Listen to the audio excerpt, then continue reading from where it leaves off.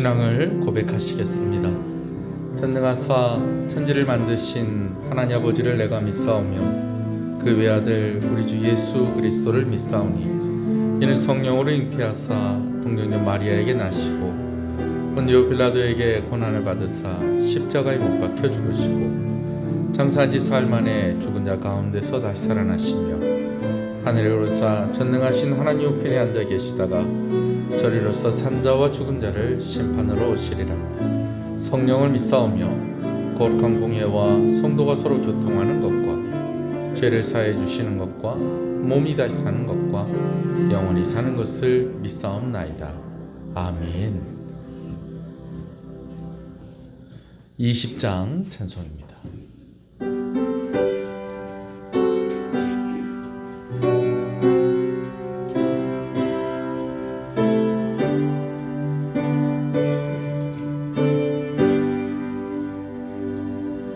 준 영광 중에 계신 주 나 찬송합니다.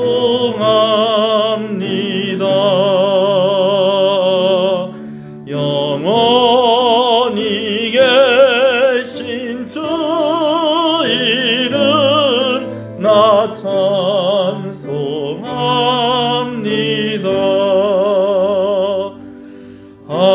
한없이 크신 능력을 나 찬송합니다.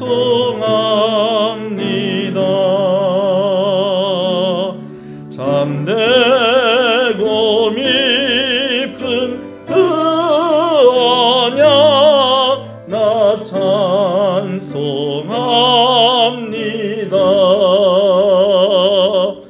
온 천지 창조하시던 그 힘이서 영원히 변치 않는 줄 나 믿사옵니다.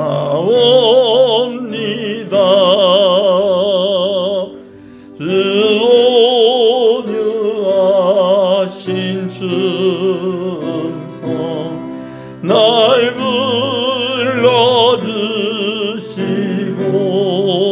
불러주시고 그 품에 품어주시니 나 찬송합니다.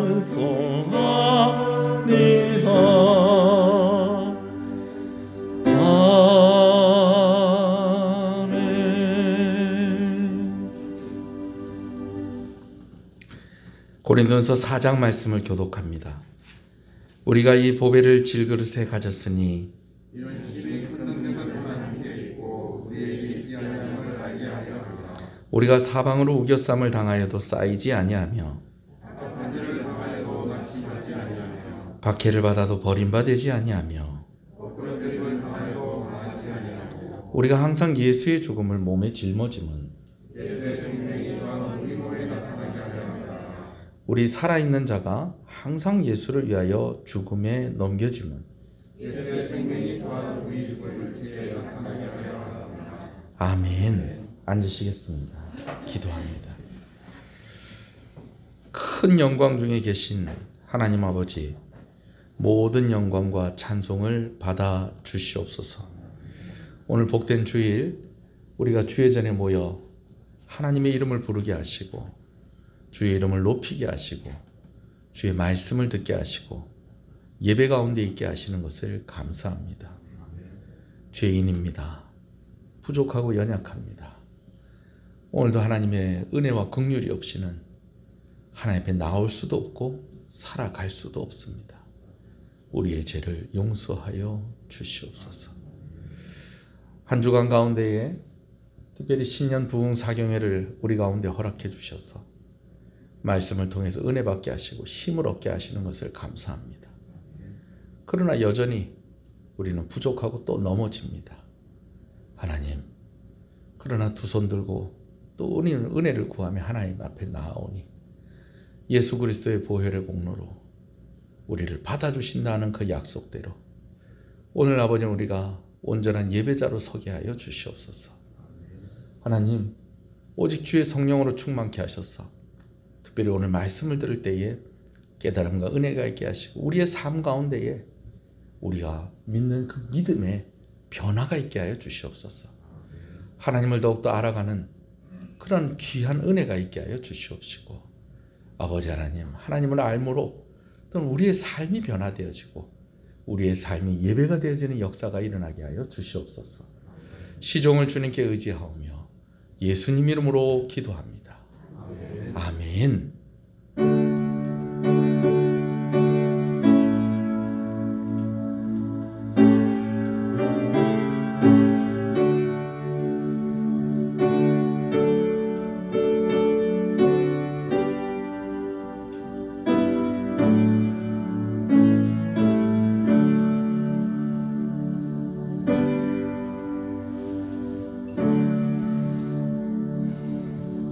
할 수 있다 하신 이는 우리 함께 찬양하겠습니다.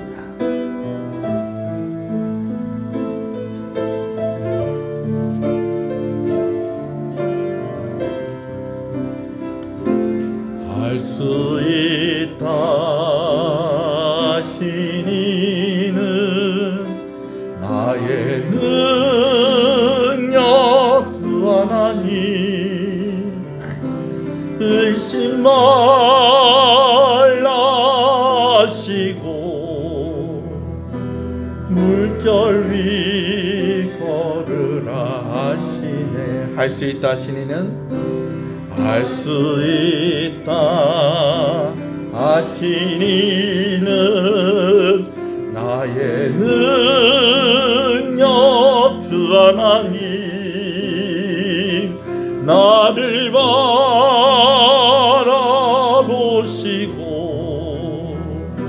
능력 준다 하시네. 할 수 있다 하신 이는 할 수 있다 하신 이는 나의 능력 주 하나님 주저말라 하시고 십자가를 지라 하시네. 할 수 있다 신주 할 수 있다 신주 믿음만이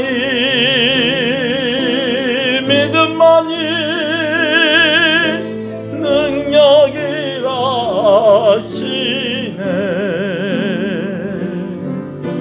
믿음만이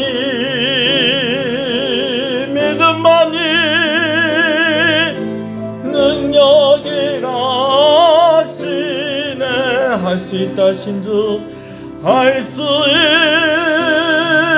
있다 신주 할 수 있다 신주 사랑만이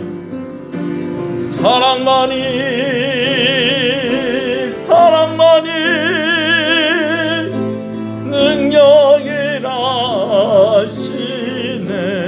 희생만이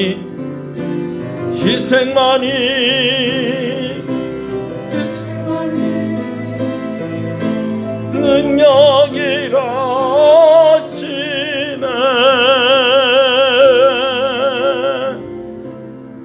할렐루야. 우리 앞뒤 옆 사람 인사하시겠습니다. 잘 오셨습니다.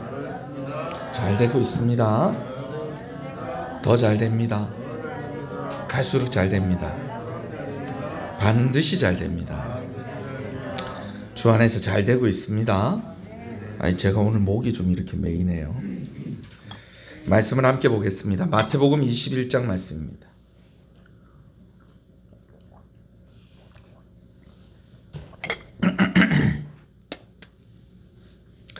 마태복음 21장 17절에서 22절의 말씀입니다. 마태복음 21장 17절에서 22절의 말씀입니다. 함께 말씀을 봅니다. 그들을 떠나 성 밖으로 베다니에 가서 거기서 유하시니라. 이른 아침에 성으로 들어오실 때에 시장하신지라. 길가에서 한 무화과 나무를 보시고 나무에게 이르시되 이제부터 영원토록 내가 열매를 맺지 못하리라 하시니 무화과 나무가 곧 마른지라. 제자들이 보고 이상히 여겨 이르되 무화과 나무가 어찌하여 곧 말랐나이까. 예수께서 대답하여 이르시되 내가 진실로 진실로 너희에게 이르노니 만일 너희가 믿음이 있고 의심하지 아니하면 이 무화과 나무에게 된 이런 일뿐만 할 뿐 아니라 이 산다로 들려 바다에 던져지라 하여도 될 것이요 너희가 기도할 때에 무엇이든지 믿고 구하는 것은 다 받으리라 하시니라. 아멘. 오늘 말씀에서 주님께서 기도에 대해서 말씀하시는 것을 봅니다. 기도할 때에 무엇이든지 믿고 구하면 다 받으리라고 하십니다. 할렐루야. 여러분, 심지어는요, 산더러 들려서 바다에 던져지라 하여도 될 것이다 라고 그렇게 예수님께서 말씀하셨습니다. 이것을 믿으시는 여러분 되시길 소원합니다. 믿고 구할 때 하나님께서 응답해 주신다는 것을 믿는 것은 아주 중요합니다. 산들이 산더러 들려서 바다에 던져지라고 해도 이루어질 것이다. 무엇할 때? 너희가 기도할 때에 이런 일들이 이루어질 것이다. 여러분, 이걸 꼭 믿으시는 여러분 되시길 소원합니다. 성경 말씀이 주는 교훈과 메시지 속에는 이런 오늘 본문의 말씀 외에도 이런 믿음을 가지고 기도할 것에 대해서 말씀하시는 것에 대해서 교훈하고 또 그렇게 우리에게 말씀하시는 그런 말씀들이 여럿 있죠. 근데 오늘요, 제가 오늘 본문의 말씀을 보면서 예수님께서 기도에 대해서 말씀을 하셨지만 사실은 오늘 본문의 말씀은 기도 말고 아주 중요한 메시지를 담고 주신 말씀이다라는 것을 보게 되어집니다. 한 번씩 제가 이런 이야기 하죠. 성경 말씀을 이렇게 전체적으로 볼 때에 이 말씀이 이렇게 결론이 되어진다는 것이 그렇게 틀린 해석은 아니라는 거예요. 그런데 오늘 본문의 말씀을 자세히 보면 사실은 오늘 말씀이 이렇게 이야기하는 것 같지만 좀 다르게 이야기하는 그런 본문의 말씀이 있다라는 것이죠. 오늘 말씀이 바로 그런 말씀 중에 하나입니다. 그래서 성경을 볼 때 뭐가 중요하다? 문맥을 따라서 보는 것이 중요하다라는 것입니다. 여러분, 문맥을 따라 본다는 건 다른 게 아니고요. 오늘 이 말씀이 있기 전에 어떤 말씀이 있고 또 이 말씀이 있고 난 다음에 또 어떤 말씀으로 연결이 되어지는가 하는 것을 보는 것이 아주 중요하다라는 것입니다. 오늘 말씀을 봐도요, 예수님께서 기도에 대해서 말씀을 하고 계세요. 근데 이 기도에 대해서 말씀하시는 이 말씀이 어떤 사건과 연결이 되어져 있다는 것입니다. 그리고 그 사건은 또 다른 일과 또 연결이 되어져서 연결되어지고 난 다음에 또 이 말씀을 주신 바로 그 결론의 말씀이다라는 것이죠. 자, 예수님께서 예루살렘에 입성하셨습니다. 그리고 예수님께서 일정을 마치신 이후에는 예루살렘에서 한 6km 정도 떨어져 있는 베단이라는 동네에 머물러 계셨습니다. 이미 유대인들 가운데는 예수님을 죽이려고 이제 모의하는 이들도, 계획을 가지고 있는 이들도 있었어요. 그리고 쉬시려면 예루살렘에 머물러 있으시면 예수님이 쉬실 수가 없는 것입니다. 그래서 베다니로 와서 쉬셨는데요. 베다니는 죽은 나사로를 살리신 동네입니다. 마리아가 이곳에서 예수님의 발에 향유를 부었습니다. 예수님을 고쳐주신 나병 환자 시몬의 집이 바로 이 베다니에 있었습니다. 그러니까 베다니는 예수님께 은혜를 입고 예수님과 아주 긴밀한 관계 가운데 있는 이들이 많이 있었다라는 것입니다. 그리고 적당한 거리로 예루살렘과 떨어져 있었다는 것이죠. 그러다 보니까 예수님의 안전과 또 예수님께서 조금 더 편안한 그런 환경 가운데에 있기 아주 적합한 곳이었습니다. 재미있는 것은 베다니라는 이 이름 자체가 어떤 뜻을 가지고 있는 거 아니? 슬픔의 집이다라는 뜻을 가지고 있어요. 슬픔의 집이다라는 이런 뜻을 가지고 있는데 예수님께서 이 베다니에서 머무르시면서 뭘 준비하셨다는 거예요? 이제 고난 받으실 것을 준비하고 계셨다라는 것입니다. 자, 이제 이른 아침에 이제 예루살렘 성 안으로 들어가시려고 예수님께서 길을 나서셨는데 예수님께서 시장하셨던 거예요. 왜 제자들이 예수님에게 아침을 준비해 주지 않았을까? 그런 의문이 들기도 합니다. 아마 예루살렘에 가서 먹으려고 했었나? 이런 생각이 들기도 하는데, 여튼 예수님께서 아니면 제자들이 생각하는 것보다 예수님이 조금 더 일찍 나서셨을 수도 있어요. 여튼 예수님께서 일찍 나서서 이제 예루살렘에 가시는 중에 시장하셨다는 거예요. 왜냐하면 예수님도 우리가 똑같은 사람으로 오셨기 때문에 드시지 않으면 배고프고, 잠자지 않으면 잠이 오는 거고, 아프면 그 통증을 느끼고, 여러분 그런 예수님이셨던 거예요. 시장하셔서 이제 가는 길에 무화과 나무가 하나 보이길래 예수님께서 그 무화과 나무로 가까이 가십니다. 근데 그 무화과 나무에 열매가 없었더라는 거예요. 예수님 좀 시장하셔서 열매를 좀 보고 그 열매를 좀 하나 따먹었으면 하는 그런 마음이 있으셨던 것 같아요. 근데 잎은 무성한데 뭐가 없었다는 겁니까? 열매가 없었다는 겁니다. 그랬더니 예수님께서 그걸 보시고요, 잎사귀밖에 아무것도 찾지 못하시고요, 뭐라고 말씀하시는 거니? 이제부터 영원토록 네가 열매 맺지 못하리라. 여러분 이렇게 이야기를 하셨어요. 마가복음에 보면요, 이렇게 말씀을 하시고 난 뒤에 예루살렘 성에 갔다가 오니까 무화과 나무가 이렇게 된 거예요. 어떻게 됐느냐? 뿌리부터 말라서 죽어버린 것입니다. 제자들이 이걸 보고 깜짝 놀랐어요. 아니 어떻게 이런 일이 있을 수 있는가? 근데 여러분 어떻게 생각하세요? 여기서 우리가 가지게 되는 의문이 있어요. 예수 원래 이런 분이셨나? 예수 원래 이런 분이셨나? 배가 고파서 나무 가까이 가셨는데 그 나무에 열매가 없는 걸 보고 그 나무를 저주하십니다. 그랬더니 그 나무가 말라서 죽어버렸다는 거예요. 여러분 같으면 어떻게 하시겠습니까? 배가 고플 때 그래도 제일 빠르게 해결할 수 있는 방법이 뭘까요? 라면 끓여 먹는 방법도 있는데 배달을 시키는 거겠죠. 그렇죠? 배달을 시키면 그래도 제일 간편한 게 뭐가 있겠습니까? 중국집. 중국집에 배가 고파서 전화를 한 거예요. 전화를 했더니 중국집에서 전화를 받아, 예, 중국집입니다. 어디입니다. 그러면서 전화를 받는 거예요. 그래서 지금 짜장면 됩니까? 그런데 그 전화를 받는 분이 뭐라고 그러냐면, 아이고 어떡합니까? 오늘 재료가 다 떨어졌습니다. 그래서 오늘 장사 끝입니다. 아이고 내가 전화를 안 받으려 하다 받았습니다. 여러분 이렇게 이야기를 하는 거예요. 그럼 여러분들 예 알겠습니다 하고 이제 끊지요. 그죠? 그럼 끊고 난 뒤에 이놈 중국집 배가 고파 죽겠는데 재료를 미리 준비를 안 했고 확 망해버려라. 여러분 혹시 이런 분 여기 혹시 계세요? 아마 이런 분 아무도 없을 거예요. 그런데 지금 예수님이 어떻게 하셨다는 거예요? 좀 시장하셔서 잎이 무성한 나무가 있길래 거기 갔어요. 근데 거기 열매가 있더라는 게 없더라는 거예요. 없는 거예요. 그래서 그걸 보시더니 예수님께서 이제부터 영원토록 네가 열매 맺지 못하리라. 그러면서 그 나무를 저주를 하셨다는 거예요. 여러분 그랬더니 또 그 나무가 또 어떻게 돼버렸다는 거예요. 뿌리부터 말라서 죽어버렸다는 거예요. 나중에 와서 보니까. 예수님 원래 이런 분이셨나? 여러분 어떻게 생각하세요? 예수님 이런 분이실까요? 그럼 큰일입니다, 여러분. 오늘 예수님께서 우리 가운데에 좀 믿음을 보시고 신실함을 좀 보려고 하셨는데, 오늘 우리가 믿음이 없고 신실함을 보이지 못했는데 예수님께서 이렇게 얘기하시면 어떻게 하겠어요? 이제부터 영원토록 네가 열매 맺지 못할 것이다. 그런데 우리가 좀 이따 죽어버리는 거예요. 우리가 지금 살아있는 것만으로도 예수님이 그런 분이 아니라는 증거가 되겠어요. 그렇죠? 그럼 예수님께서 이렇게 하실 때는 이유가 있다는 거예요.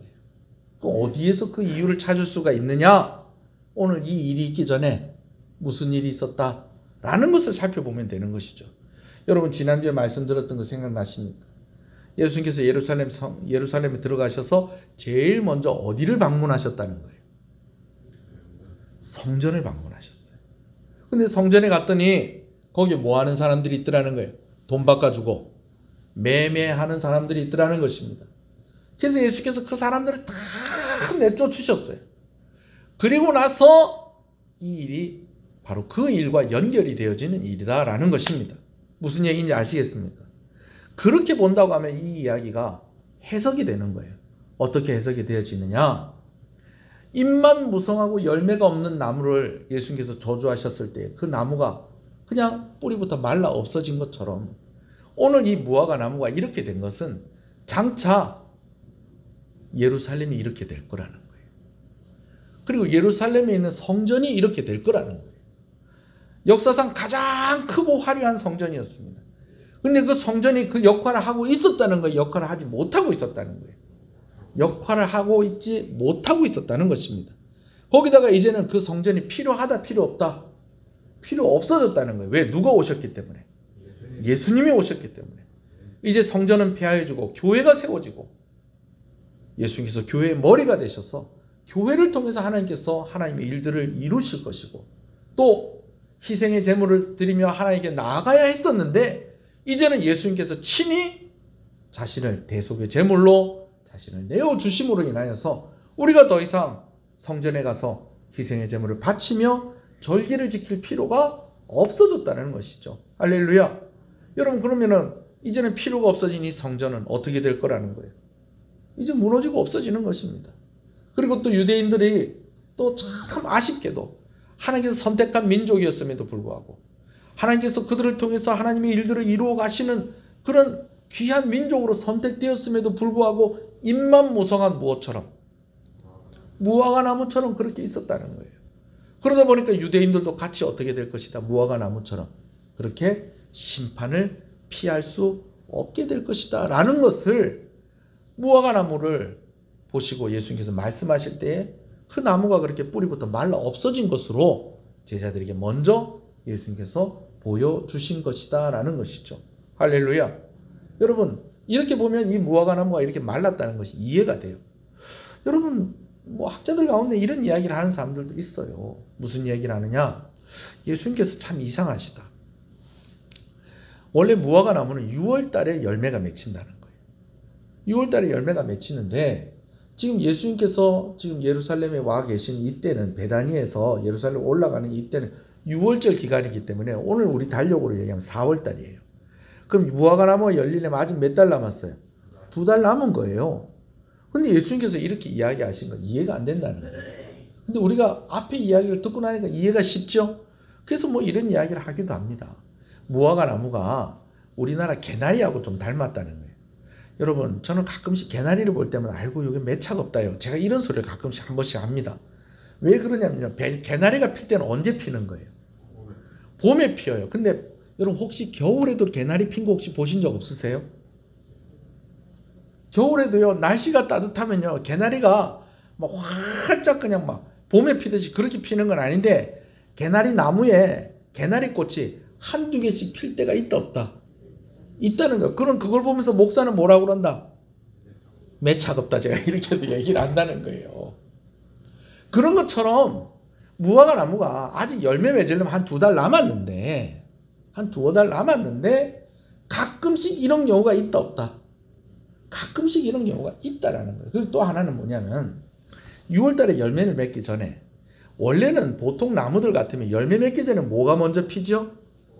꽃이 먼저 핍니다. 근데 무화과라는 것은요, 이 무자가 없을 무자고요, 화자가 무슨 화자일까요? 꽃화자예요. 그럼 이 무화과 나무는 뭐가 없다는 거예요? 꽃이 없다는 거예요. 원래는 꽃이 먼저 피고, 그리고 꽃이 이렇게 똑 떨어지면서 그 자리에 뭐가 나는 거예요? 열매가 난다는 거예요. 근데 무화과는 사실은 꽃이 쏙으로 핀다라고 그렇게 이야기하는 분도 있는데, 열매 맺기 전에 꽃이 없다는 거예요. 근데 대신에 뭐가 있느냐? 이 새싹 같은 게 난다는 거예요. 이 큰 잎사귀 가운데에 새싹 같은 것이 꼭 봉우리 같이 이렇게 생긴다는 거예요. 그게 언제쯤 생기냐? 4월 달쯤 생긴다는 거예요. 그게 이렇게 모여서 점점 커지다가 그게 똑 떨어지는 게 몇 월 달? 5월 달. 그러고 나서 그거 똑 떨어지면서 열매가 쫙 맺히는 게 몇 월 달? 6월 달이라는 거예요. 근데 우리 그런 거 있잖아요. 우리가 보리가 다 익고 난 뒤에도 보리를 먹지만, 요즘 여러분 어떠세요? 좀 살 빠지는데 관심 있는 사람 뭐 먹습니까? 보리 새싹 보리 그런 거 먹는다고 안 그럽니까? 그죠? 예. 그런 것처럼 이 무화과가 열매가 되려고 새싹처럼 이렇게 돋아나는 이파리가 이게 연하고, 이게 그래 놓으니까 사람들이 너무 배가 고프면은 요거를 좀 따서 먹는 경우도 있다는 거예요. 그게 몇 월 달이라는 거예요? 4월 달이라는 거예요. 그래서 예수님께서 그런 것이 아니겠느냐라고 그렇게 해석을 하는 사람도 있습니다만은 문맥을 통해서 볼 때는 어떻다는 거예요. 예수님께서 입만 무성한 그런 무화과 나무를 그렇게 말씀하셔서 그 무화과 나무가 말라 죽은 것은 장차 예루살렘과 유대인들과 성전이 그렇게 될 것이다 라는 것을 제자들에게 미리 보여주신 사건이다 라는 것이죠. 자, 그런데 이렇게 연결된 이 두 가지 사건, 성전에서 돈 바꿔주고 매매하는 사람들 다 내쫓으신 그 사건과 함께 이 무화과 나무가 말라 죽은 이 사건이 뭐가 되어 있다고요? 연결이 되어 있다는 거예요. 근데 이 두 사건이 또 어떤 말씀과 연결이 되느냐? 믿고 구하면 다 받으리라는 말씀과 연결이 되어 있다는 것입니다. 예수님의 제자들이 무화과 나무가 말라서 죽은 것을 보고 예수님께 질문합니다. 우리 20절을 한번 읽어보겠습니다. 20절입니다. 시작.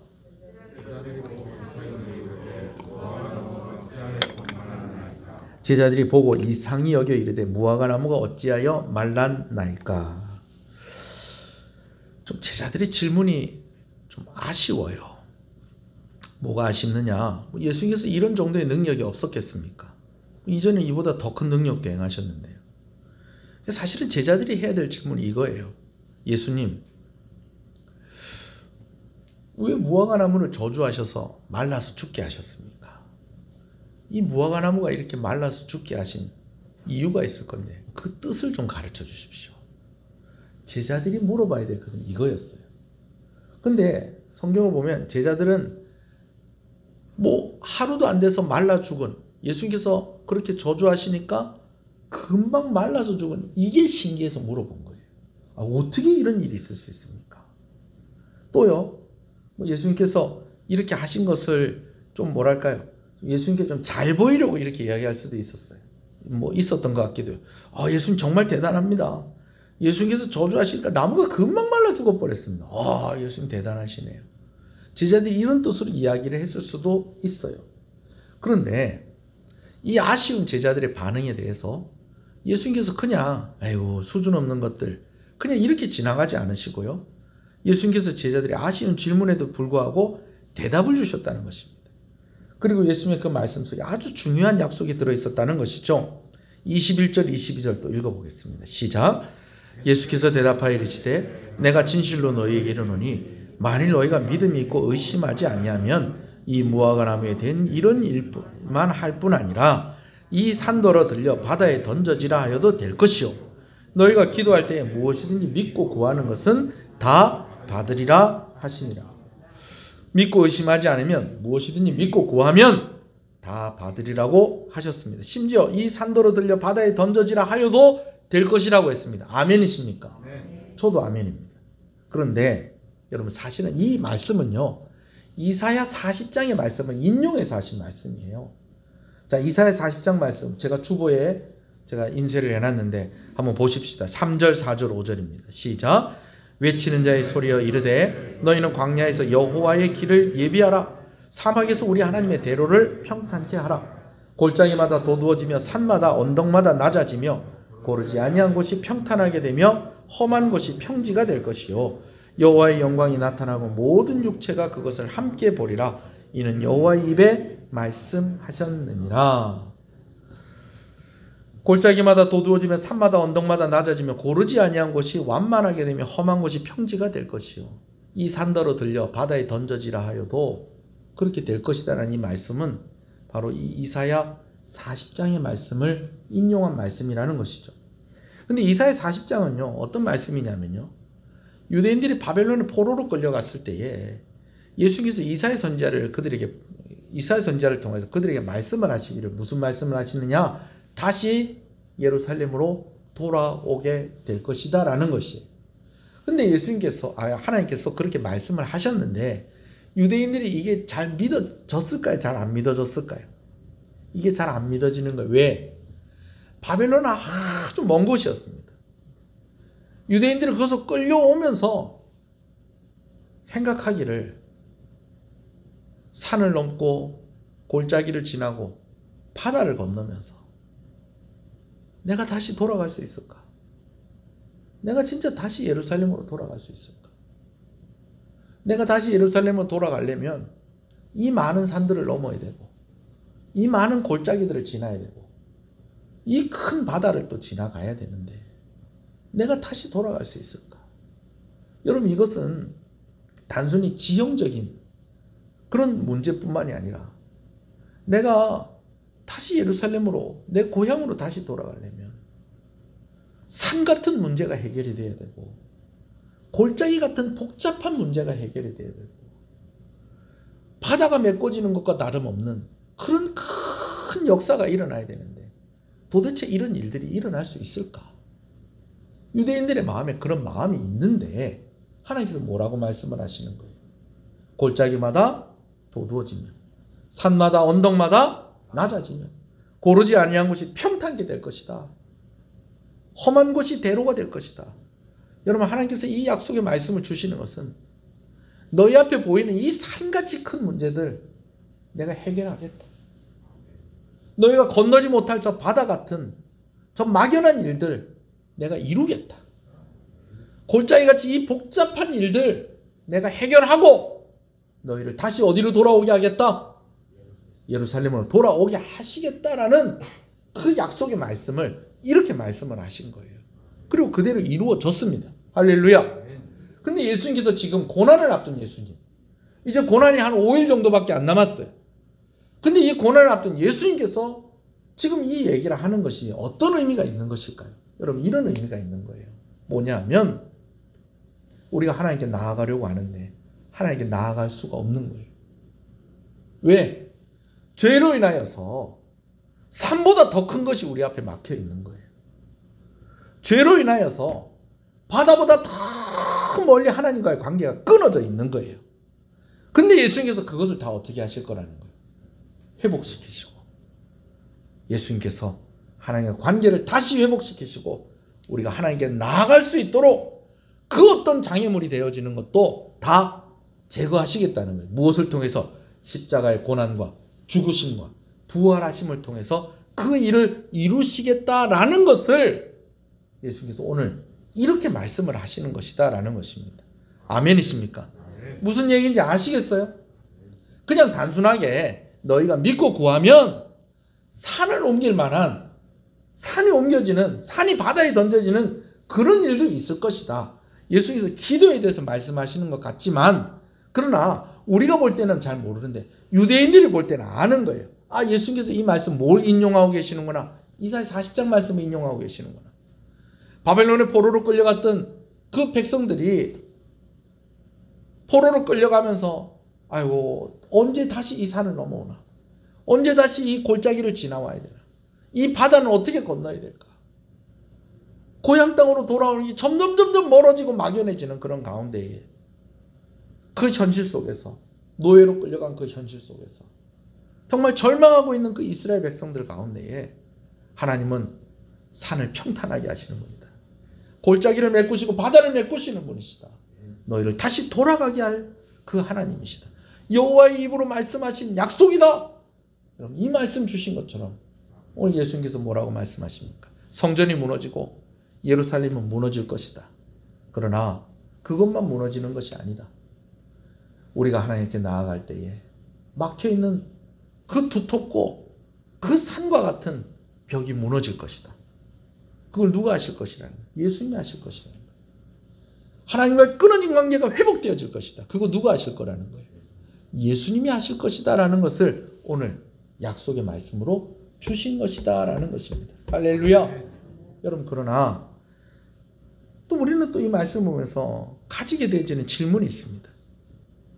그래서 예수님께서 뭐라고 말씀하시는 거예요? 이런 일들이 있을 것이다. 그러므로 너희는 뭐 있는 사람이 되라? 믿음 있는 사람이 되라. 그럼 믿음이 뭐라는 거예요? 그럼 도대체 믿음은 뭐냐는 거예요. 지금 십자가 고난을 앞두신 예수님께서 이 말씀을 하시는 의미가 우리에게 구원을 이루시겠다는 그런 약속의 의미로 말씀하시는 것이기도 하지만, 그러나 또 이 가운데는 기도에 대한 이야기도 있고, 우리가 또 늘 좀 이런 생각하지, 도대체 믿음이 그럼 뭔가? 믿음이 뭔가? 여러분 어떠세요? 아까 제가 여러분 믿고 구하면 다 받으실 줄 믿으십니까? 그랬더니 여러분 뭐라고 하셨어요? 아멘 하셨죠? 저도 아멘이라고 그랬어요. 저도 아멘입니다. 믿고 구할 때에 산이 바다에 던져지는 일들도 있을 것이다. 예수님께서 하신 말씀 이거 믿으십니까? 아멘입니다. 저도 아멘입니다. 근데 여러분,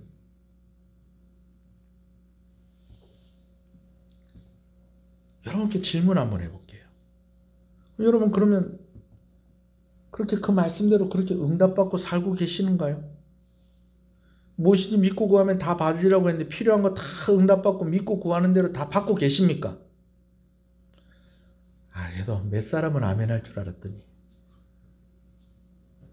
앞에는 계속 뭐 이렇게 될 줄 믿으십니까? 할 때는 아멘 해놓고서 그렇게 살고 계십니까? 하니까 왜 또 아멘이 없어지십니까? 타이밍을 놓치셨습니까?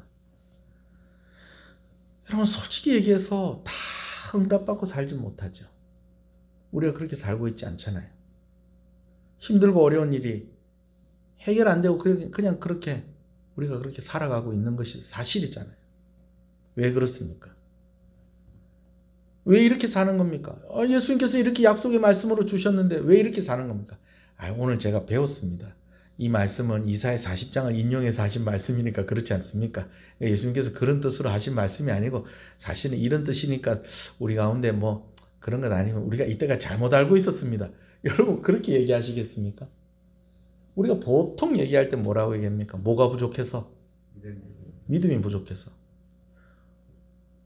다 주신다고 했는데 이런 일들도 할 수 있다고 하셨는데 왜 우리 가운데 이런 일들이 왜 안 일어납니까? 뭐가 문제다? 믿고 구해야 되는데 내가 뭐가 부족해서? 그래도 착한 거예요. 왜? 하나님께 책임을 안 돌리고 내가 믿음이 없어서 그렇다고 그러잖아요. 우리 할머니들 맨날 하는 얘기가 나는 믿음이 없고 아는 게 없어서. 아니에요, 여러분. 여러분 보세요.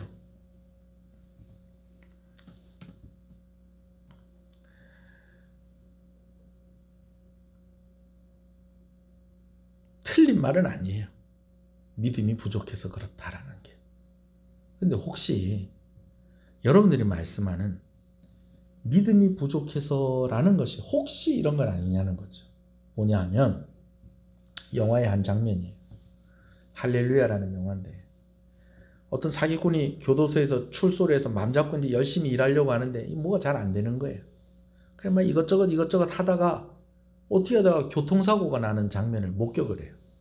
근데 사고를 낸 차는 휙 하고 도망을 가버리고 이 차 때문에 그냥 뒤집어져서 큰 사고가 난 이 사람이 그냥 내버려져 있는 거예요. 그 사기꾼이지만 그래도 심성이 착한 사람이라서 가서 이렇게 해가지고 그 사고가 난 사람을 이렇게 해가지고 병원에다가 이렇게 옮겨놓고 이렇게 이제 다 해놨는데 이 사람 뭐 하는 사람이라고요? 어떤 사람이라고요? 사기꾼이에요. 여기까지는 착한 일을 잘했는데 그래도 이 사기꾼의 이걸 버리질 못해가지고 요즘 같으면 그런 일은 뭐 잊지도 못할 뭐 다만 CC 카메라 달려 있어서 뭐 될 수도 없는 일인데 옛날이니까 가만히 보니까 반지도 하나 끼고 있고요. 양복도 딱 입고 있는 게 뭐 돈이 좀 있어 보이는 거예요. 시계도 다 풀하고 자기 주머니에다 넣고 반지를 하나 끼고 있고 십자가가 딱 새겨져 있는 반지야. 금반지.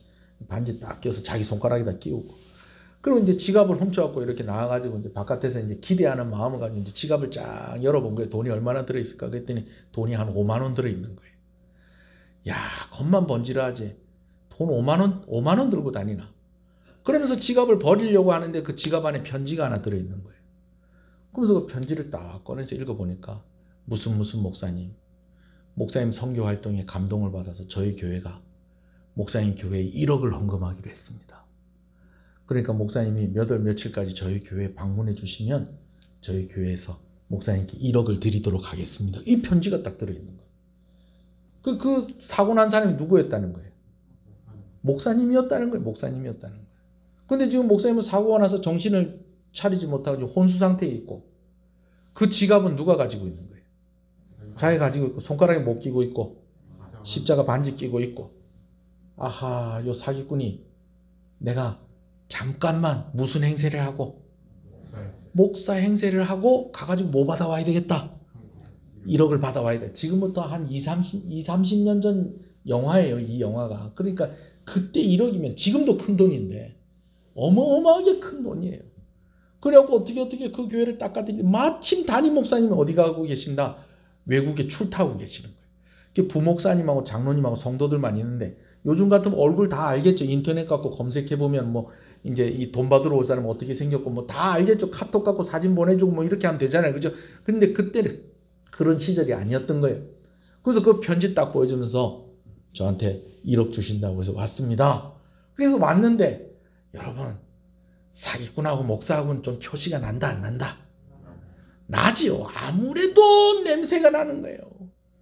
이 1억이라는 돈을 처음 보는 사람한테 편지 딱 가지고 왔다고 자기들이 보낸 편지지만 가지고 왔다고 유튜브 넘겨줄 수가 없는 거예요. 부목사님하고 장로님들하고 의심스러운 눈으로 이렇게 막 보고 있는 거예요. 그러니까 이제 어떻게 해서든지 이 담임 목사님이 외국 갔다가 오시기 전에 빨리 뭐 받고 튀어야 되는 거예요. 1억 받고 튀어야 되는데 그러려면 믿음을 줘야 될 거 아니에요. 내가 진짜 목사라는 걸. 그래갖고 다른 사기꾼 친구하고 짜요. 뭘 짜느냐? 사람을 몇 명 사는 거예요. 사람을 몇 명 사가지고 오늘 저녁 때 특별 집회를 하는데 오늘 한번 대단한 걸 우리 한번 보여주자. 그래가지고 사실은 눈이 잘 보이는데 모인 것처럼 안 보이는 것처럼 멀쩡하게 걸어다니는데 모인 것처럼 못 걷는 사람처럼 뭐 휠체어 타고 목발 짚고 또 정신이 멀쩡한데 모인 사람처럼 뭐 이렇게 정신이 좀 이상한 사람인 것처럼 이렇게 한 5명 사가지고 그날 집회를 하는데 막 집회를 하면서 막 뭐 그냥 뭐 이렇게 뭐 술집에서 일하고 막 그랬던 경험이 있고 막 그래 놓으니까 막 그냥 막 진짜 막 열광적인 막 집회를 해요. 그러다가 막 여러분 오늘 하나님께서 저에게 말씀하시는데 병든 사람들 나오라고 하십니다. 그럼 오늘 고쳐주신다고 하십니다. 그러니까는 미리 짰던 사람들이 나오는 거예요. 목발 짚고 이제 휠체어 타고 막 그냥 막 눈 더듬더듬 하면서 막 이렇게 나오는데 막 나가지고 막 찬송을 막 뜨겁게 부르면서 안수기도를 막 이렇게 하고 하니까 갑자기 까만 선글라스 끼던 사람이 선글라스 벗고 와 보인다 이러고 있고 막 휠체어 타고 있었는데 벌떡 일어났는데 막 휠체어 막 던져버리고 목발 입고 있었던 사람 목발 던져 그 위에 막 춤추고 난리가 난 겁니다. 여러분 그런데 그 자리에서 한 사람이 머뭇머뭇하는 장면이 나와요. 어떤 장면이 나오느냐? 누구냐? 그 교회 담임 목사님이 이제 입양을 해서 키운 딸이 있는 거예요. 근데 그 딸이 못 걷는 거예요. 피아노 반주를 하는데 휠체어를 타고 와서 피아노 반주를 하고 이렇게 하는 딸인 거예요. 근데 가만히 보니까 지금 사기꾼이 하는 짓인데도 지금 나와서 고쳐주신다고 믿는 사람 나오라고 그러니까 그걸 믿고 이제 나온다고 하는 사람들이 나와가지고 자기같이 똑같이 휠체어 타고 있는 사람이 벌떡 일어나고 목발 짚고 이렇게 쩔뚝쩔뚝 하는 사람이 멀쩡하게 걸어 다니고 정신이 이상했던 사람이 제정신으로 돌아오고 눈이 안 보이는 사람이 눈이 보이게 되고 제가 얘기를 했으니까 그 사람들이 다 뭐 하는 사람들이다? 사기꾼이라는 것을 우리는 알고 있지만 이 목사님 딸은 갈등을 하는 거예요. 나도 저 사람들처럼 일어나고 싶다는 거예요. 그런데 지금 이 사기꾼이 오늘 하나님께서 고쳐주신다고 믿는 사람들 다 나오라고 믿으면 낫게 될 거라고 여러분 이렇게 이야기하는데 지금 피아노 앞에 앉아가지고 일어날까 말까 일어날까 말까 일어날까 말까 이러고 있는 거예요. 일어났을까요? 못 일어났을까요? 일어났을까요? 못 일어났을까요? 못 일어났어요. 여러분 혹시 믿음이 없다는 것이 이렇게 생각을 하고 계시는 건 아니냐는 거예요. 믿음이 할 수 있다, 할 수 있다, 할 수 있다, 할 수 있다, 할 수 있다. 주신다. 그래, 한번 해보자. 전혀 이런 부분이 없다고는 할 수 없겠지만 여러분 혹시 믿음을 이렇게 생각하는 건 아니신가? 오늘 좀 한번 생각을 해보자는 거예요. 사실 제가 방언을 받을 때 그랬어요. 방언을 받을 때. 방언 받을 때. 방언이 너무 받고 싶은 거예요. 너무 받고 싶은데 하나님 주신다 안 주신다? 안 주시는 거예요.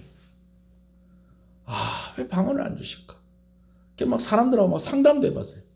방언 달라고 기도도 제가 무진장 열심히 했어요. 제 7년 기도했어요. 7년. 방언 달라고. 막 상담도 하고 그랬더니 어떤 분이 그러더라. 방언 그거 안 받아도 된다. 은사 중에서 제일 밑에 있는 게 무슨 은사다? 방언 은사다. 여러분 참 이런 것도 거짓 메시지예요. 은사 중에서 소중하지 않은 은사가 어디 있어요? 여러분 집에 막내는 영 아닙니까?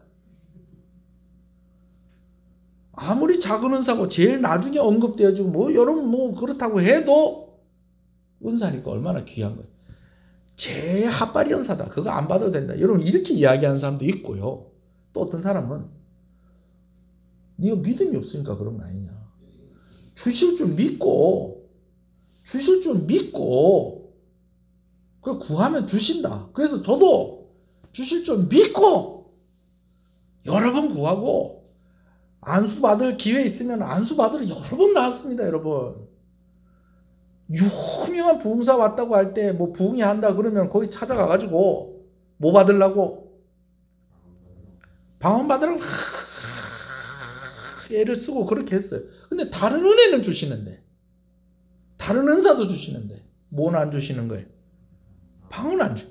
여러분 그러니까 제 마음 가운데 절망이 되는 거예요. 절망이. 제가 그 목사님 그 딸, 그 영화 속의 장면이지만 그 목사님 딸이 저는 이해가 되는 거예요.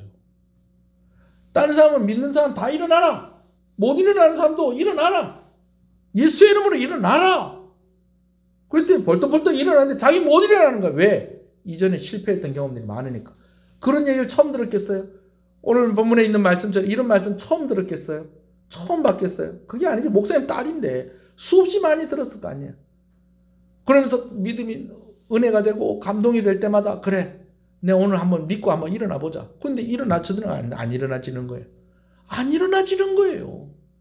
그러다 보니까 자기 눈앞에 물론 사기꾼들이지만 막 그냥 막 일어나고 막 멀쩡하게 되고 막 눈이 보이고 이러는 걸 보면서도 자기는 주저주저 하는 그런 모습들.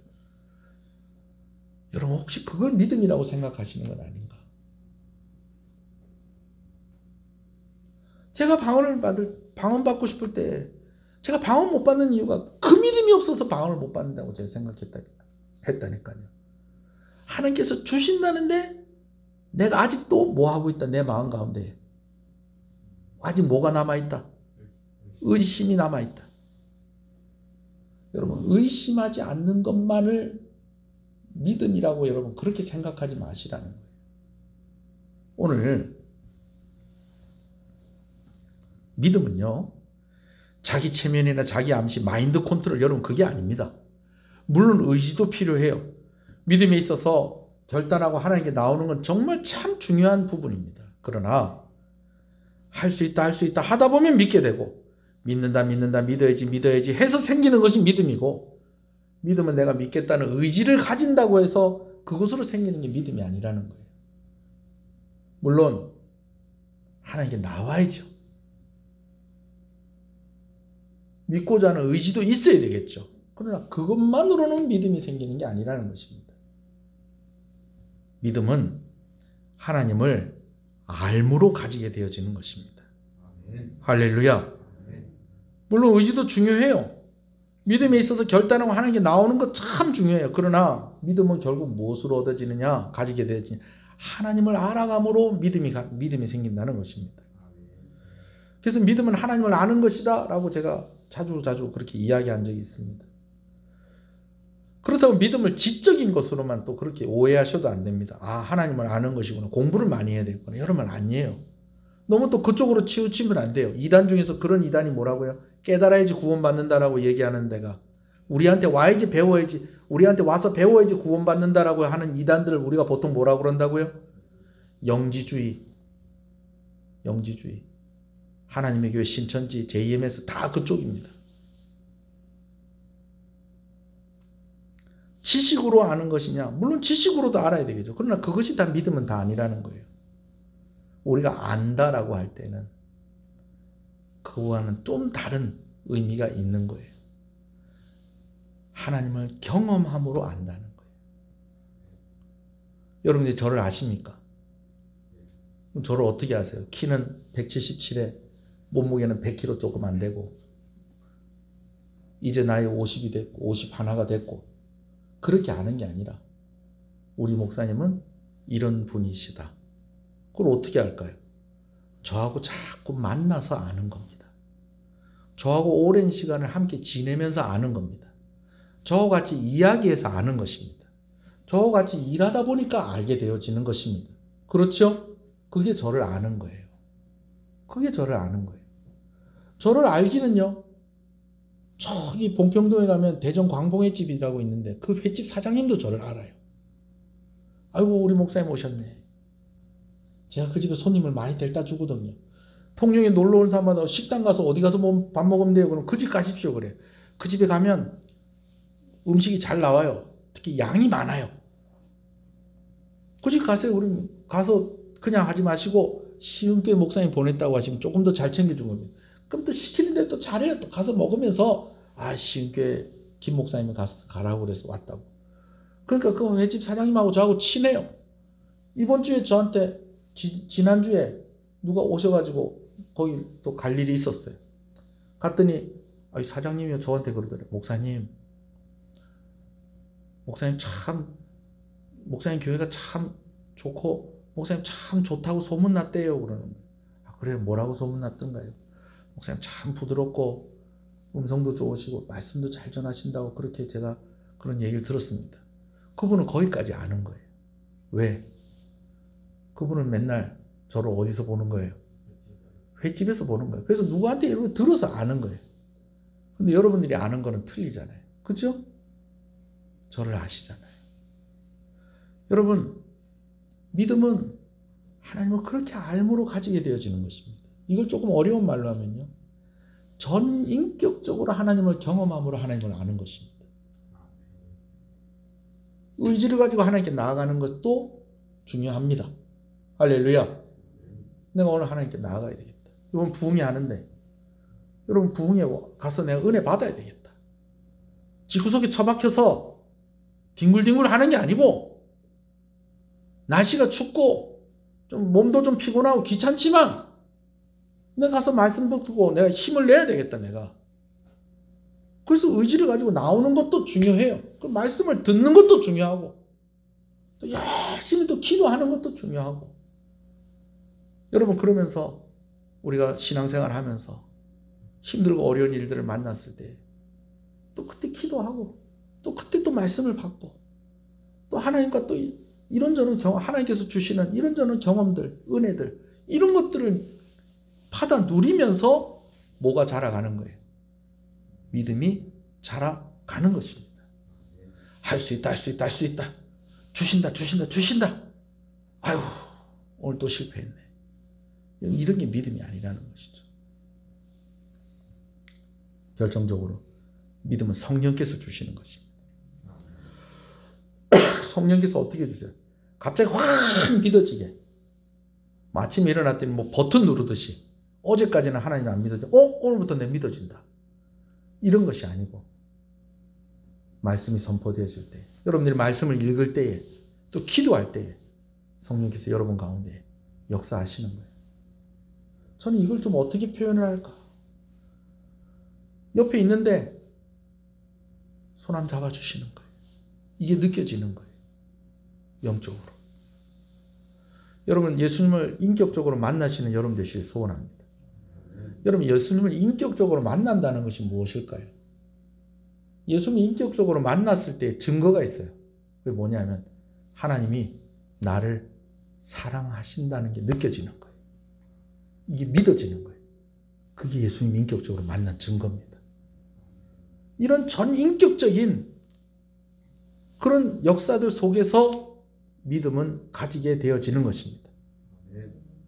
아멘이십니까? 다시 말씀드립니다. 결론적으로 믿음은 하나님과 전인격적인 만남으로 만들어지는 것입니다. 하나님의 부르심에 응답해서 하나님께 나아가시는 의지를 가지신 여러분 되시길 소원합니다. 우리를 깨닫게 하시고 하나님을 더욱더 신뢰하게 하시고 하나님 우리를 사랑하신다는 확신을 가지게 되어지는 전인격적인 하나님과의 교제가, 하나님과의 만남이 있는 저와 여러분 되시기를 소원합니다. 이게 한쪽으로 치우치면 된다 안 된다? 안 됩니다. 안 됩니다. 믿음은 하나님과의 관계를 통해서 얻어지는 것입니다. 다르게 말하면 하나님과 동행할 때에 믿음이 주어지는 것입니다. 왜 횟집 사장님보다 여러분들이 저를 더 압니까? 저하고 여러분들하고 같이 했었던 그 날들이 그 횟집 사장님하고 만났던 날들과는 비교를 할 수 없잖아요. 여러분 날마다 하나님 만나시는 여러분 되시길 소원합니다. 늘 하나님과 동행하시는 여러분 되시길 소원합니다. 그리고 믿음의 사람이 되시기를 소원합니다. 2022년도에도 여러분들의 가장 필요한 것은 무엇입니까? 믿음 아닙니까? 믿음. 우리의 가장 필요한 것 믿음입니다. 할렐루야. 믿음을 소유하게 되고 믿음을 더욱더 견고하게 하시는 그 하나님과 날마다 동행함이 있는 저와 여러분 되시기를 소원합니다. 한 가지만 말씀을 드리고 이제 말씀 마무리하겠습니다. 여러분, 제자들이 깜짝 놀랐어요. 제자들이 깜짝 놀랐어요. 왜 놀랐을까요? 나무가 말라 죽은 거예요. 하루도 안 돼서 그 잎이 무성했던 나무가 말라 죽은 걸 보고 제자들이 깜짝 놀란 거예요. 여러분, 저는요,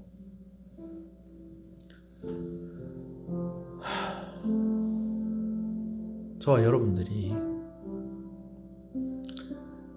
말라 죽은 것으로 깜짝 놀래키는 저와 여러분들이 되지 않기를 바랍니다. 소원하는 것은 우리가 살아있는 것으로 놀래키는 사람이 되어야 됩니다. 코로나19로 인해서 교회들이 다 힘들대요. 교인들이 다 힘들대요. 교회들마다 성도들이 줄지 않았다라고 이야기하는 교회가 없어요. 뭐 이 와중에도 우리는 교회가 성도가 늘었습니다 하는 교회도 있긴 있습니다만, 뭐 제가 볼 때는 뭐 1000개, 10,000개 중에 하나 있는 것 같아요. 거의 다 성도들이 줄었습니다.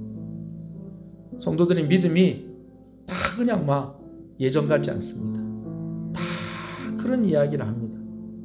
근데 이 시대에 좀 깜짝 놀래킬 만한 그런 믿음을 가지고 있는 저와 여러분들이 되셨으면 좋겠습니다. 그런 교회가 되었으면 좋겠습니다. 제자들이 놀란 건 너무 빨리 죽은 것 때문에 놀랬다는 거예요. 여러분, 제발 제가 여러분들을 통해서 그런 모습을 보지 않기를 간절히 소원합니다. 저도 마찬가지고요. 목사도 한순간에 확 무너지는 분들 제가 많이 봤습니다. 여러분, 그렇게 놀래키는 게 아니고 정말 어려운데도, 정말 힘든데도, 도저히 열매 맺을 수 없는 그런 상황인데도 열매가 있다면 이 얼마나 놀라운 일이고, 신실하게 그렇게 살아가고 있다면 이 얼마나 하나님이 영광을 받으실 일입니까? 아마 예수님께서 잎이 무성한 그 무화과 나무를 보시면서 열매를 보시고, 야, 너 진짜 대단하다! 여러분, 만약에 그 축복을 하셨다면 그 무화과 나무는 어떻게 됐을까요? 지금까지도 살아있을 거예요. 오늘 다 어렵죠. 다 힘들죠. 여러분, 믿음이 있으면 이길 수 있습니다. 오늘 예수님께서 산을 던져서 바다에 던져지라 할지라도 그런 일들도 할 수 있을 것이다 라고 하시면서 예수님께서 그 일을 하셨어요. 하나님과 막힌 담, 끊어져 있는 그 관계를 고난과 죽으심과 부활하심으로 회복시키셨습니다. 오늘 우리는 하나님을 믿으면요, 정말 그 어떤 시대보다도 더 많은 것들을 누릴 수 있는 그런 특권이 우리에게 주어졌다는 것을 기억하시기 바랍니다. 믿음 있는 사람이 되십시다. 믿음이 있어서 살아있으십시다. 살아있는 것으로 놀래켜주는 사람이 돼야 되지, 죽은 것으로 놀래켜주는 사람이 아니라 살아있는 것으로 하나님께 영광을 돌리고 사람들을 놀래키는 그런 성도와 목사와 교회가 되길 소원합니다. 우리 한번 기도하십시다. 믿는다 믿는다 믿는다 믿는다, 여러분 그런다고 믿어지는 게 아니고, 할 수 있다 할 수 있다 할 수 있다 할 수 있다 그래서 할 수 있는 게 아니고, 하나님과 동행하면서 하나님을 알아감으로 우리 가운데 믿음이 있는 것입니다. 그리고 그 믿음이 있는 자들에게 오늘 하나님이 약속하신 은혜가 또한 있는 것입니다. 구원의 은혜, 그리고 날마다 살아가면서 필요한 것이 공급되어지고 채워지는 은혜, 큰 산을 평탄케 하는 놀라운 역사, 복잡한 골짜기가 메꿔지는 역사, 바다를 건널 수 있는 그 역사, 그런 일들이 오늘 우리 가운데 이루어진다라는 것, 우리가 그 믿음을 가진 자들이 되게 해달라고 우리 한번 기도하시겠습니다. 다 같이 기도하겠습니다. 주여 주여 주여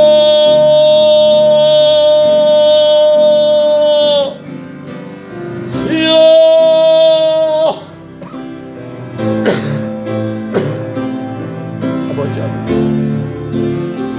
주여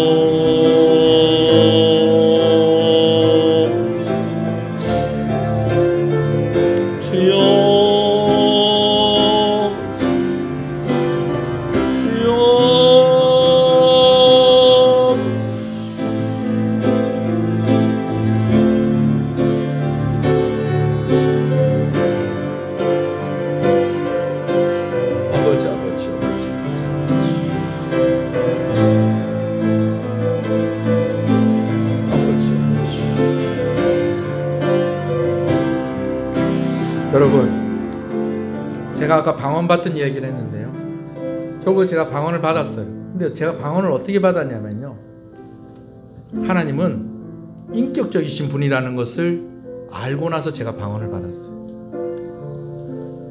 뭐 할렐루야 500번 하면 방언 받는다는 사람도 있더라고요. 그건 비인격적이죠. 내가 하나님 믿으면 주신다 이게 아니고요, 내가 믿으면 주신다는 게 아니고, 하나님은 이런 분이십니다 라는 것을 내가 아는 순간에 하나님께서 나에게 방언을 주시더라고요. 여러분, 내가 믿는다라고 여러분 그렇게 생각하지 마시고요, 내가 하나님을 더 알아가게 해주십시오. 여러분, 그러면 믿음이 생겨요. 확신이 생겨요. 그리고 하나님께 놀라운 것들을 받으며 누리며 살아갈 수 있는 것입니다. 여러분, 이 시간에 한 번 더 기도할 때에 하나님, 내가 하나님이 어떤 분인지를 알게 해주십시오. 내가 하나님이 어떤 분인지를 알게 해주십시오. 2022년 나에게 가장 필요한 것은 믿음인데, 이 믿음은 정신통일도 아니고 마인드 컨트롤도 아니고 뭐 긍정적인 뭐 그런 생각도 아니고, 하나님이 어떤 분인지를 아는 것으로부터 이 믿음이 시작된다고 했는데, 내가 하나님을 더 알게 해주십시오. 이 갈급함, 이 소원함을 가지고 내가 하나님께 더 열심히 나아가겠습니다. 하나님, 내가 하나님을 더욱더 알게 해주십시오. 우리 한 번 더 기도하시겠습니다. 주여, 믿음만이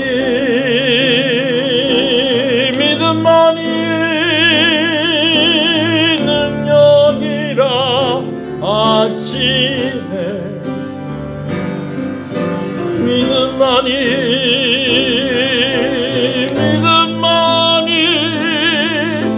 능력이라 하시네. 믿음만이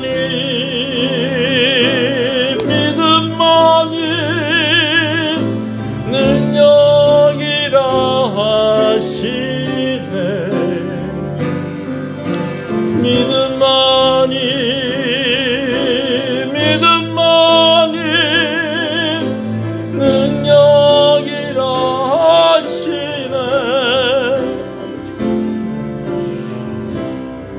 하나님 아버지 감사합니다. 오늘 이 말씀을 우리에게 주셔서 감사합니다. 참 이해가 되지 않는 사건들이 함께 연결이 되어져 있습니다. 근데 이것이 가만히 살펴보면 예수님이 이렇게 하신 이유가 있었고, 이렇게 말씀하신 이유가 있었고, 이 가운데에 아주 중요한 약속이 들어 있었다는 것을 우리가 확인하게 되어집니다. 오늘 사실은 예수님께서 기도에 대해서 말씀하셨지만, 그러나 이 가운데 예수님께서 더 크게 말씀을 하신 것은 산이 바다에 던져지는 것과 같이, 그래야지만 해결되어지는 것처럼 죄로 인해서 하나님과 우리 사이에 막힌 담이 있고, 우리로서는 도저히 허물 수 없는 이 담을 예수님께서 허무시겠다는 것이고, 바다가 가로막고 있어서 가지 못하는 것처럼 죄로 인하여서 끊어져 있던 하나님과의 관계가 예수 그리스도의 고난과 죽으심과 부활하심으로 다시금 회복이 되어졌다는, 그렇게 될 것이라는 그 약속의 말씀으로 주신 그런 의미가 이 말씀 가운데 있다는 것을 알게 하시는 것을 감사합니다. 그러면서 또한 우리가 믿음에 대해서 고민하게 됩니다. 그리고 그 결론으로 얻게 되어지는 것은 믿음은 하나님을 아는 것이다라는 것입니다. 할 수 있다, 할 수 있다, 할 수 있다. 하면 된다, 하면 된다, 하면 된다. 그것이 믿음이 아니고, 내가 하나님을 압니다. 하나님은 이런 분이십니다. 그래서 나에게 이렇게 하실 분이십니다. 라고 하는 그 믿음이 바로 진짜 믿음이라는 것입니다. 그 믿음이 생기기까지는, 그 믿음을 가지기까지는 하나님과의 깊은 만남이 있어야 되는 것인데, 아버지 하나님, 오늘 그런 만남들이 우리 가운데 있게 하여 주시옵소서. 그래서 참 믿음 없어서 픽픽 쓰러져 가고 있는 이 시대 가운데에, 말라져 죽어가는 이 시대 가운데에 살아있음으로 사람들을 놀래키고 하나님께 영광을 돌리는 그러한 성도가 되게 하시고, 목회자가 되게 하시고, 그러한 교회가 되게 하여 주시옵소서. 오늘도 일부 예배와 또 영상을 통해서 하나님께 은혜를 구하며 나아가는 이들에게 믿음의 역사가 일어나기를 간절히 소원합니다. 하나님을 더욱더 알아가게 하여 주시옵소서. 인격적인 만남이 있게 하여 주시옵소서. 감성적으로도 하나님을 느끼게 해 주시옵소서. 영적인 역사가 우리 안에 일어나게 하여 주시옵소서. 하나님, 은혜를 주시옵소서. 2022년에도 가장 필요한 것은 하나님의 은혜입니다. 믿음입니다. 하나님, 이 믿음을 우리에게 더하여 주시옵소서. 믿음 없음을 불쌍히 여겨 주시옵소서. 날마다 우리에게 말씀하여 주시고, 날마다 우리와 동행하여 주시고, 우리의 기쁨, 우리의 소망으로 고백되어지며 하나님께 영광 돌리는 역사가 날마다 우리의 삶 가운데 있게 하여 주시옵소서. 메말라버린 무화과나무가 아니라 하나님, 살아있는 믿음의 사람으로, 견고한 믿음의 사람으로 사람들을 놀래키며 하나님께 영광을 돌리게 하여 주시옵소서. 믿음을 더하여 주시옵소서. 귀한 것 하나님께 드립니다. 주일원금으로, 주정원금으로 하나님께 드립니다. 드린 손길들을 주께서 기억하시고, 하나님께서 우리 성도들 가운데에 은혜를 주실 때에 생업 가운데 복을 주시고, 물질의 은혜 주셔서 부족함이나 모자람 없게 하여 주시옵시고, 건강에 은혜와 복을 허락하여 주시기를 간절히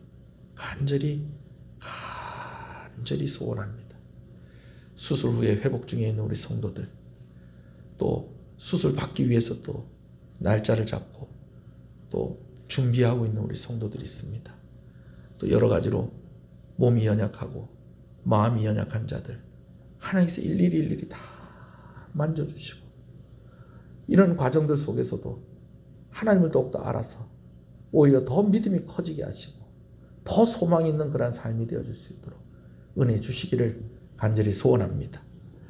새 생명 태어난 것으로 인해서 감사해서 교인들과 함께 기쁨을 나누는 가정이 있습니다. 하나님, 이 가정 가운데 은혜를 주시고, 이 귀한 아이를 통하여서 이 가정이 아버지 하나님 믿음이 들어가는 귀한 역사가 일어나게 하여 주시옵시고, 회복 중에 있는 산모와 또 아버지는 이 아이를 기르는 것에 있어서 필요한 모든 것들을 이 가정 가운데 허락하실 때에 무엇보다도 믿음을 허락하여 주시기를 간절히 소원하고 소원합니다. 10의 1조로 드립니다. 하나님 나의 주인이라 고백하오니 주인께서 책임을 져 주시옵소서. 건축원금으로 드립니다. 선교원금으로 드립니다. 우리 귀한 선교사님들과 함께 또 귀한 기관들과 함께 협력하게 하시는 것을 감사합니다.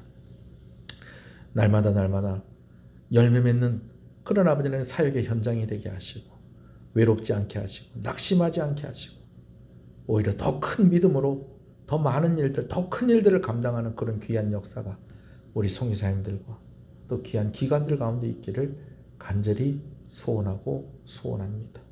아버지께서 함께 해주시며 또한 아버지는 교회, 아버지는 우리에게 꿈을 주시고 그 꿈을 이루어가는 과정 가운데 필요한 그 헌신들로 하나님께 드리는 손길을 주께서 기억하시고 특별히 자녀들이 이름으로 드릴 때에 하나님께서 그 자녀들에게 큰 은혜 주시기를 간절히 소원합니다.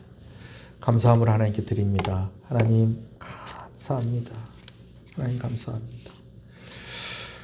감사함으로 드립니다. 하나님 감사합니다. 범사에 감사합니다. 하나님 감사합니다.